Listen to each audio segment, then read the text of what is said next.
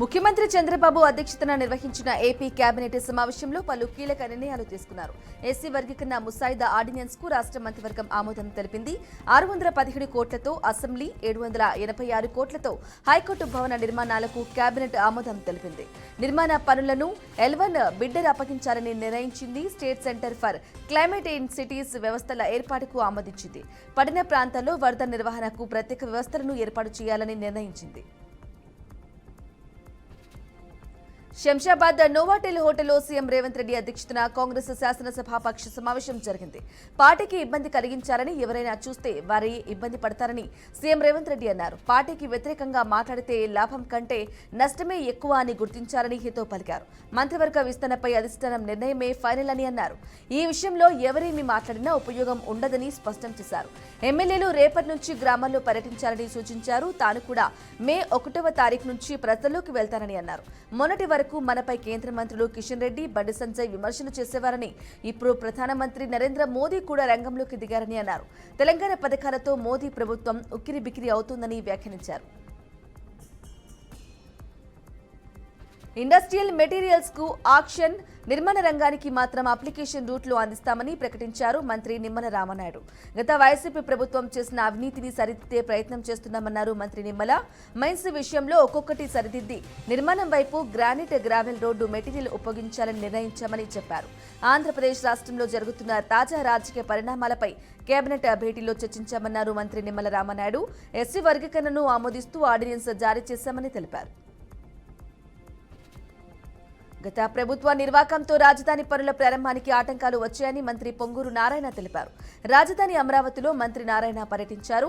న్యాయపరమైన సమస్యలు అధిగమించేందుకు 8 నెలలు పట్టిందని, 68 పనులకు సంబంధించి 42,360 కోట్ల విలువైన పనులకు టెండర్లు పూర్తయ్యాయని తెలిపారు. ఈ పనులన్నీ ఇప్పటికే ప్రారంభం అయ్యాయని మంత్రి తెలిపారు. అమరావతి పనులకు అవసరమైన గ్రావెల్ కోసం గనుల శాఖ 851 ఎకరాలు సిఆర్డీఏకు కేటాయించిందన్నారు.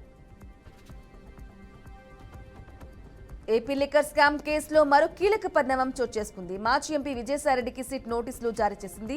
ఈ నెల 18న విచారణకు రావాలని నోటీసులో పేర్కొంది. విజయవాడలోని సిపి ఆఫీసర్ విజయసాయిని సిట్ విచారించనుంది. ఇదిలా ఉంటే ఏపీ లిక్కర్ స్కామ్ కేసులో సిట్ దూకుడు పెంచింది. కేసులో ప్రధాన వ్యక్తిగా భావిస్తున్న రాజ్ కసిరెడ్డి సిట్ దర్యాప్తునకు సహకరించడం లేదు. ఇప్పటికీ 3 సార్లు సిట్ నోటీసులు ఇచ్చినా ఆయన స్పందించలేదు. ఈ నేపథ్యంలో రాజ్ కసిరెడ్డి కోసం సిట్ అధికారులు ముమ్మరంగా గాలిస్తున్నట్లు తెలుస్తోంది. అయితే పక్కా ప్లాన్తో రాజ్ కసిరెడ్డి పరారైనట్లు సిట్ అనుమానిస్తుంది. అత్తమామలతో కలిసి 5 రోజుల క్రితం పరారైనట్లు గుర్తించినట్లు వార్తలు వినిపిస్తున్నాయి. దీంతో రాజ్ కసిరెడ్డి ఆర్థిక మూలాలను సిట్ టార్గెట్ చేసింది. వక్ఫ్ సవరణ బిల్లు సుప్రీంకోర్టుకు విరుద్ధంగా జరుగుతోందన్నారు మాజీ మంత్రి పేర్ని నాని. వక్ఫ్ సవరణ బిల్లును వైసీపీ వ్యతిరేకించిందన్న పేర్ని నాని వక్ఫ్ సవరణ బిల్లుకు కూటమి ప్రభుత్వం మద్దతు తెలిపి ముస్లింలను మోసం చేసిందని మండిపడ్డారు. హిందూ ఆస్తుల్లో ఇతర మతాల వారికి హక్కు ఉండదని, అలాగే ముస్లిం వక్ఫ్ ఆస్తులపై హక్కు వారికి మాత్రమే ఉండాలన్నారు. ప్రతి మతానికి స్వేచ్ఛ ఉండాలన్నదే వైసీపీ సిద్ధాంతమని అన్నారు. డిప్యూటీ సీఎం పవన్ ఎన్నికల ముందు ముస్లింలను హక్కులని కాపాడతారని పెద్ద ప్రసంగాలు చేశారని, అధికారంలోకి వచ్చాక హిందువులకు మాత్రమే ప్రతినిధిగా మారిపోయారని విమర్శించారు. రాష్ట్రంలో మత ఘర్షణలు సృష్టించారని వైసీపీ కుట్ర చేస్తుందని ఏపీ హోంమంత్రి అనిత మండిపడ్డారు. పాస్టర్ ప్రవీణ్ మృతిని కూడా మత ఘర్షణలకు వాడుకోవాలని చూశారని ఆరోపించారు.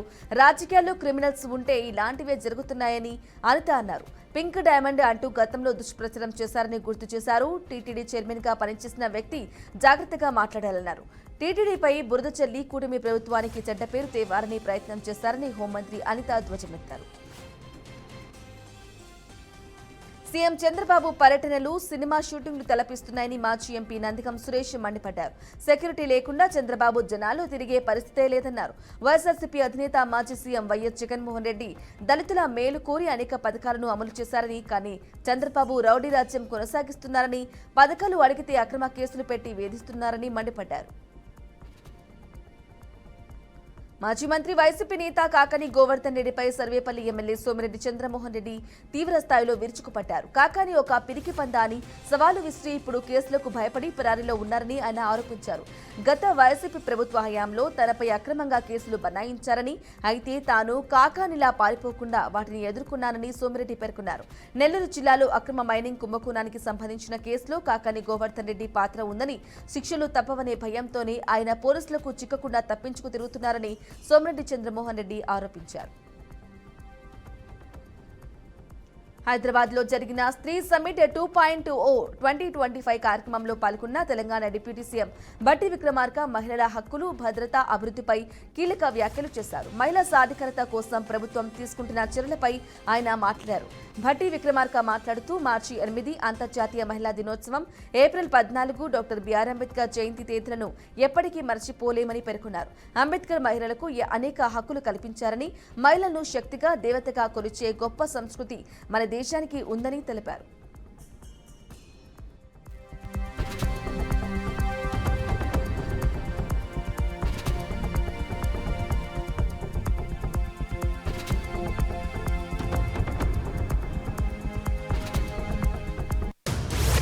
ఎమ్మెల్యే కొత్త ప్రభాకర్ రెడ్డి వ్యాఖ్యలకు మంత్రి పొంగులేటి సుధాకర్ రెడ్డి కౌంటర్ ఇచ్చారు. కాంగ్రెస్ ప్రభుత్వాన్ని తండ్రి కొడుకులు కలిసి పడగొట్టేందుకు ప్లాన్ చేస్తున్నారన్నారు. కేసీఆర్ మాటలనే ప్రభాకర్ రెడ్డి చెప్తున్నారని, కొత్త ప్రభాకర్ రెడ్డి అంటేనే కేసీఆర్ ఆత్మ అంటూ ఆగ్రహం వ్యక్తం చేశారు. అక్రమంగా దోచుకున్న భూముల్ని ప్రభుత్వం లాక్కుంటుందని భయపడ్డారు. ఇక ఎంతమంది ఎమ్మెల్యేని కొనాలో అంతమందిని కొనండి, ఇందిరమ్మ ప్రభుత్వాన్ని కూల్చడం ఎవరికీ సాధ్యం కాదంటూ ఫైర్ అయ్యారు. ఎమ్మెల్యే కొత్త ప్రభాకర్ రెడ్డి వ్యాఖ్యలపై మంత్రి పొన్నం ప్రభాకర్ మండిపడ్డారు. కొత్త ప్రభాకర్ రెడ్డికి ట్రాన్స్పోర్ట్ బిజినెస్ ఉందేమో అంటూ ఎద్దేవా చేశారు. కుల గణన, బీసీ రిజర్వేషన్లపై మాట్లాడిన ఆయన బీసీ నాయకులతో సమావేశం నిర్వహిస్తామన్నారు. 42% కోసం పోరాడిన అందరితో మాట్లాడి విధి విధానాలు రూపొందిస్తామన్నారు. అన్ని పార్టీల నాయకులతో మాట్లాడి దీన్ని అమలయ్యే విధంగా ప్రక్రియ వేగవంతం చేస్తామన్నారు. బీఆర్ఎస్ ఎమ్మెల్సీ కల్వకుంట్ల కవిత సంచలన వ్యాఖ్యలు చేశారు. బీఆర్ఎస్ నాయకులపై అక్రమ కేసులు పెడుతున్నారని, కాంగ్రెస్ నేతలను వదిలే ప్రసక్తే లేదని కవిత ఫైర్ అయ్యారు. ఎమ్మెల్యేలకు ప్రభుత్వ అధికారులు తొత్తులుగా మారారని, వారిపై కూడా చర్యలు ఉంటాయన్నారు. బీఆర్ఎస్ నేతలను బెదిరించే నేతల పేర్లను పింక్ బుక్లు రాసుకుంటున్నామని హెచ్చరించారు. బీఆర్ఎస్ అధికారంలోకి వచ్చాక వారిపై కఠిన చర్యలు తప్పవని ఆగ్రహం వ్యక్తం చేశారు.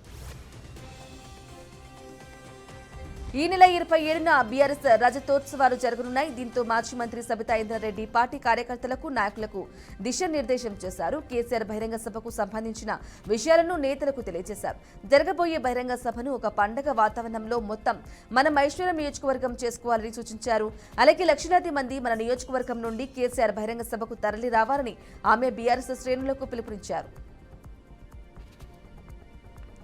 మైసూర్ అర్బన్ డెవలప్మెంట్ అథారిటీ కేసులో కర్ణాటక సీఎం సిద్దరామయ్యకు షాక్ తగిలింది. ఈ కేసులో లోకాయుక్త పోలీసుల దర్యాప్తు కొనసాగించాలని బెంగళూరులోని ప్రజాప్రతినిధుల ప్రత్యేక కోర్టు ఆదేశాలు జారీ చేసింది. ఏదైనా నిర్ణయం తీసుకునే ముందు తుది నివేదికను కోర్టుకు సమర్పించాలని తెలిపింది. ముడా కేసులో లోకాయుక్త పోలీసుల క్లీన్ చీట్ నివేదికను సవాల్ చేస్తూ కార్యకర్త స్నేహమయ్యి కృష్ణ దాఖలు చేసిన పిటిషన్పై కోర్టు విచారణ చేపట్టి ఈ ఆర్డర్స్ ను జారీ చేసింది. పోలీసులు దర్యాప్తు పూర్తి చేయాలని, అప్పటి వరకు బి రిపోర్టుపై ఎటువంటి ఆదేశాలు ఇవ్వబోమని న్యాయస్థానం పేర్కొంది. తదుపరి విచారణను మే 7వ తేదీకి వాయిదా వేసింది. అలాగే కర్ణాటక లోకాయుక్త పోలీసులు దాఖలు చేసిన బి రిపోర్టుకు వ్యతిరేకంగా ఎన్ఫోర్స్మెంట్ డైరెక్టరేట్ ఈడీ దాఖలు చేసిన పిటిషన్పై కూడా కోర్టు తన నిర్ణయాన్ని వాయిదా వేసింది. పాఠశాలల అధిక రుసుముల వసూళ్లపై ఢిల్లీ ముఖ్యమంత్రి రేఖా గుప్తా తీవ్రంగా స్పందించారు. పాఠశాలలో ఏకపక్షంగా ఫీజులు పెంచితే ఉపేక్షించేదే లేదని, రిజిస్ట్రేషన్ రద్దు చేస్తామని హెచ్చరించారు. పాఠశాలలో ఫీజుల పెంపును నిరసిస్తూ విద్యార్థుల తల్లిదండ్రులు ఆందోళన చేపట్టారు. మోడల్ టౌన్లోని క్వీన్ మేరీ స్కూల్ యాజమాన్యం విద్యార్థుల వేధింపులను గురిచేస్తుందని ఆరోపణలు వచ్చాయి. ఈ విషయాన్ని తల్లిదండ్రులకు ముఖ్యమంత్రి రేఖా గుప్తా దృష్టికి తీసుకురావడంతో ఆమె వెంటనే స్పందించారు. పాఠశాలలో ఇష్టానుసారంగా ఫీజులు పెంచడం, విద్యార్థుల తల్లిదండ్రులను వేధించడం వంటి చర్యలను ఎంతమాత్రం సహించేది లేదని స్పష్టం చేశారు. పశ్చిమ బెంగాల్లోని పలు జిల్లాలు అగ్నిగుండంగా మారుతున్న రాష్ట్ర ముఖ్యమంత్రి మమతా బెనర్జీ మౌనం వహించడంపై ఉత్తరప్రదేశ్ ముఖ్యమంత్రి యోగి ఆదిత్యనాథ్ తీవ్ర విమర్శలు చేశారు. లౌకికవాదం ముసుగులో బెంగాల్లో అల్లర్లు సృష్టించే వారికి ఆమె పూర్తి స్వేచ్ఛనిచ్చి ప్రేక్షక పాత్ర పోషిస్తున్నారని ఆరోపించారు. ఇలాంటి అరాచకాన్ని, హింసను అదుపు చేయాల్సిన బాధ్యత రాష్ట్ర ప్రభుత్వంపై ఉందని ఆయన స్పష్టం చేశారు. రాష్ట్ర అగ్నిమాపక శాఖ చరిత్రలో నూతన అధ్యాయం మొదలైంది. దేశంలోనే మొట్టమొదటిసారిగా అత్యంత ప్రమాదకరమైన అగ్ని ప్రమాదాలను ఎదుర్కోవడానికి తెలంగాణ ప్రభుత్వం అధునాతన ఫైర్ ఫైటింగ్ రోబోలను అందుబాటులోకి తెచ్చింది. సిబ్బంది ప్రాణాలకు ముప్పు వాటిల్లే క్లిష్ట పరిస్థితుల్లో శాఖ చర్యలు చేపట్టేందుకు ఈ రోబో యంత్రాలు ఎంతగానో ఉపయోగపడనున్నాయి. ప్రారంభ దశలో భాగంగా ఫ్రాన్స్ నుంచి 3 అత్యాధునిక రోబోలను అగ్నిమాపక శాఖ సమకూర్చుకుంది. ఒక్కో రోబో విలువ సుమారు 2 కోట్ల రూపాయలు కాగా మొత్తం 6 కోట్లను ఈ ప్రాజెక్టు కోసం వెచ్చించినట్లు సమాచారం. త్వరలో ఈ రోబోలు పూర్తి స్థాయిలో అందుబాటులోకి రానున్నాయి. వీటిని తొలుత హైదరాబాద్, రంగారెడ్డి జిల్లాలతో పాటు సమీపంలోని పారిశ్రామిక ప్రాంతాలు, బయలు అంతస్తుల భవనాలు సంభవించే భారీ అగ్ని ప్రమాదాల సహాయక చర్యల్లో వీటిని వినియోగించనున్నారు. ఒలింపిక్స్ లో పతకం సాధించి భారతదేశ కీర్తి పతాకాన్ని రెపరెపలాడించిన ప్రముఖ వెయిట్ లిఫ్టర్ తెలుగుదేశం కరణం మల్లీశ్వరితో భారత ప్రధానమంత్రి నరేంద్ర మోదీ సమావేశమయ్యారు. హర్యానాలోని యమునా నగర్ లో భేటీ అయినట్లు ప్రధానమంత్రి స్వయంగా వెల్లడించారు. ఒక క్రీడాకారిణిగా కరణం మల్లీశ్వరి సాధించిన విజయాలు దేశానికి ఎంతో గర్వకారణమని మోదీ పేర్కొన్నారు. ఆమె అద్భుతమైన ప్రతిభ, పట్టుదలతో అంతర్జాతీయ వేదికపై భారతదేశానికి గొప్ప పేరు తెచ్చిపెట్టారని కొనియాడారు. క్రీడల్లో ఆమె ప్రస్థానం ఎందరికో స్ఫూర్తిదాయకమని అన్నారు. జగిత్యాల జిల్లాలోని గుట్ట రాజేశ్వర స్వామి ఆలయ అర్చకుడు ధర్మకర్త మధ్య వివాదం చోటు చేసుకుంది. ధర్మకర్తకును అర్చకుడిని తానే అంటూ ధర్మకర్త ఆలయ గర్భగుడికి తాళం వేశాడు. దీంతో అర్చకుడు నిరంజన్ తాళం వేసి ఉన్న గేటు వదిలి పూజలు నిర్వహించాడు. దేవాదాయ శాఖ పరిధిలో ఉన్న దేవాలయంకు తానే అర్చకుని అంటూ జీవో కాపీలను నిరంజన్ చూపించాడు. ఆలయానికి తాళం వేసి ఉండటంతో భక్తులు దర్శనం చేసుకోకుండానే వెళ్లిపోయారు. పల్నాడు జిల్లా సత్తెనపల్లిలో రౌడీ షీటర్ ఆత్మహత్యాయత్నం కలకలం రేపింది. పోలీసుల వేధింపులు తట్టుకోలేక rowdy sheeter Khasim Saeed suicide attempt చేశాడు. ఓ కేసులో Sattenapalli town CI Brahmaiah, writer Ravindra మామూలు డిమాండ్ చేశారని రౌడీ షీటర్ ఆరోపించారు. డబ్బు వడ్డీకి అయినా తెచ్చుకొని ఇవ్వాలని అంటున్నారని ఆవేదన వ్యక్తం చేశాడు. లేనిపోని కేసులో ఎస్సీ ఎస్టీ అట్రాసిటీ కేసులో ఇరికించి బెదిరింపులకు పాల్పడుతున్నారని చెప్పారు. రైటర్ రవీంద్ర ఏది చెప్పితే దానిని సీఐ వింటున్నారని చెబుతున్నారు. తనను న్యాయం చేయకపోతే చనిపోతారని ఖాసిం సయీద్ తెలిపారు. ప్రస్తుతం సత్తెనపల్లి ప్రభుత్వ ఆసుపత్రిలో ఖాసిం సయీద్ చికిత్స పొందుతున్నాడు. సముద్రంలో చేపల వేట నిషేధిస్తూ ఏపీ ప్రభుత్వం ఉత్తర్వులు జారీ చేసింది. జూన్ 15 వరకు అంటే 60 రోజుల పాటు చేపల వేట నిషేధం అమలులో ఉంటుందని మత్స్యశాఖ అధికారులు తెలిపారు. బోటు నిర్వాహకులకు నోటీసులు అందజేశారు. వేటకు వెళ్లిన బోట్లన్నీ తీరానికి చేరుకుంటున్నాయి. సముద్రంలో ఉన్న బోట్లకు అంతర్వేది లైట్ హౌస్ నుంచి వైర్లెస్ సెట్ల ద్వారా సమాచారం ఇవ్వనున్నారు. 60 రోజుల పాటు 1780 మంది మత్స్యకారులకు ఉపాధి ఉండదు. ఐస్ ఫ్యాక్టరీ, మత్స్య ఎగుమతి కంపెనీ కార్మికులు, లారీ డ్రైవర్లు కూడా తాత్కాలికంగా ఉపాధి కోల్పోనున్నారు. ఎన్టీఆర్ జిల్లా గుట్టుముక్కల గ్రామంలో దాదాపు 10 మంది రైతులు 50 ఎకరాల్లో చెరుకు పంటను సాగు చేశారు. నీళ్లు లేక ఎండిపోతున్న చెరుకు పంటను దున్నేస్తున్నట్లు రైతులు తెలిపారు. పొలాల్లో బోర్లు ఉన్నా విద్యుత్ సరఫరా లేకపోవడంతో ఆందోళన వ్యక్తం చేస్తున్నారు. స్థానిక నాయకులకు చెబితే వారు విద్యుత్ శాఖ అధికారులకు ఫిర్యాదు చేశామని తెలిపారు.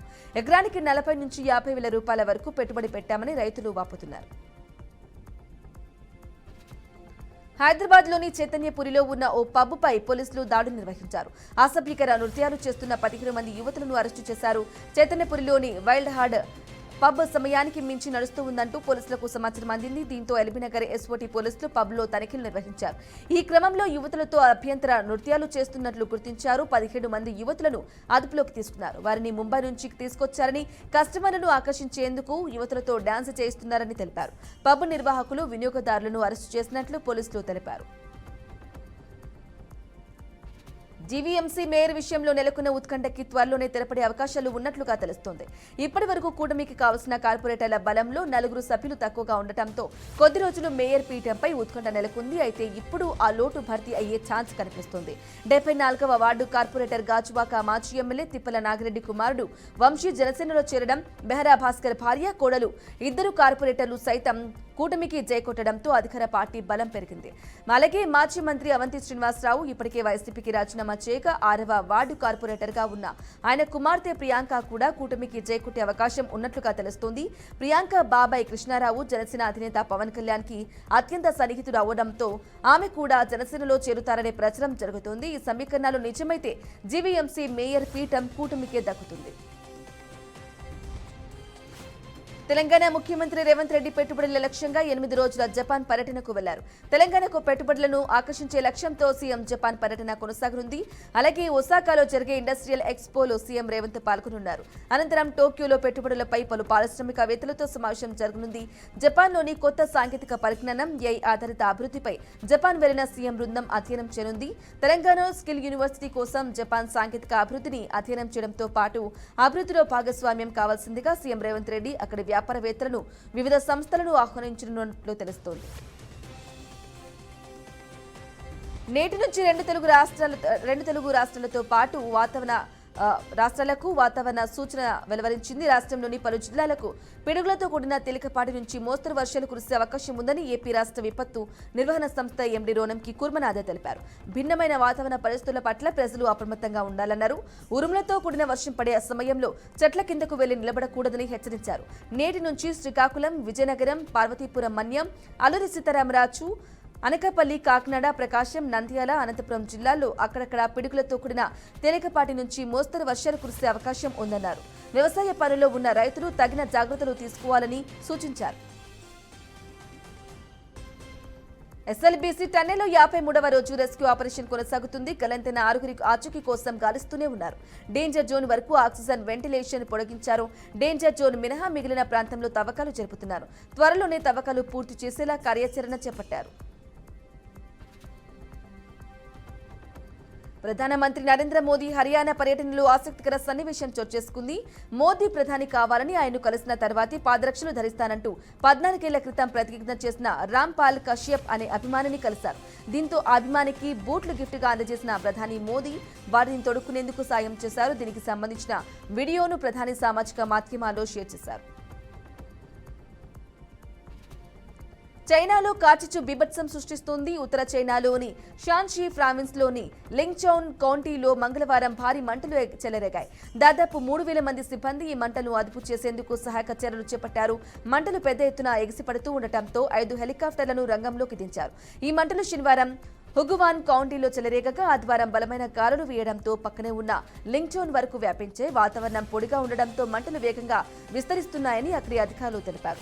మరోవైపు బలమైన గాలులు వీయడం, ఎత్తైన పర్వత ప్రాంతం, దట్టమైన మండే స్వభావం కలిగిన వృక్ష సంపద వంటివి మంటలను ఆర్పేందుకు సవాల్గా మారుతున్నాయి. లింగ్చౌన్ నుంచి 266 మందిని ఖాళీ చేయించి సురక్షిత ప్రాంతాలకు తరలించారు.